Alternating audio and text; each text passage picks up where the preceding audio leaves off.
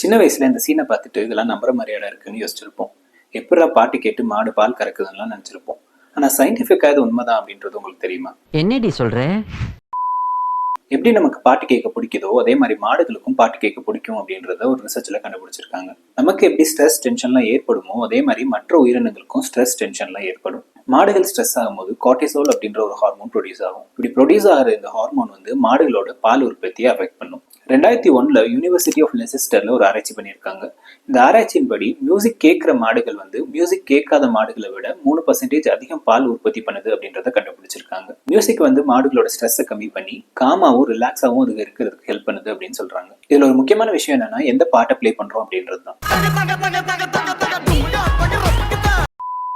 கண்டிப்பா இந்த மாதிரி பாட்டு பிளே பண்ணிடக்கூடாது. ரிசர்ச் படி மாடுகளுக்கு ஃபாஸ்ட் பீட் சாங்ஸை விட ஸ்லோவான மெலோடியான பாட்டு தான் பிடிக்கும் அப்படின்னு சொல்றாங்க. ஸ்லோ பீட் சாங்ஸ் கேட்கும்போது ஸ்ட்ரெஸ் ஹார்மோன் கம்மியாக தான் ப்ரொடியூஸ் ஆகுது. அதனால பால் உற்பத்தி கம்பேரிட்டிவ்லி அதிகமா இருக்கு அப்படின்னு சொல்றாங்க. இப்ப தெரியுது ஏன் ராமராஜர் பாட்டு பாடியே பால் கறந்தாருன்னு. பால் கறக்கிறதுக்கு ஏற்பாடு பண்றேன்னா பாட்டு பாட ஆரம்பிச்சேன்.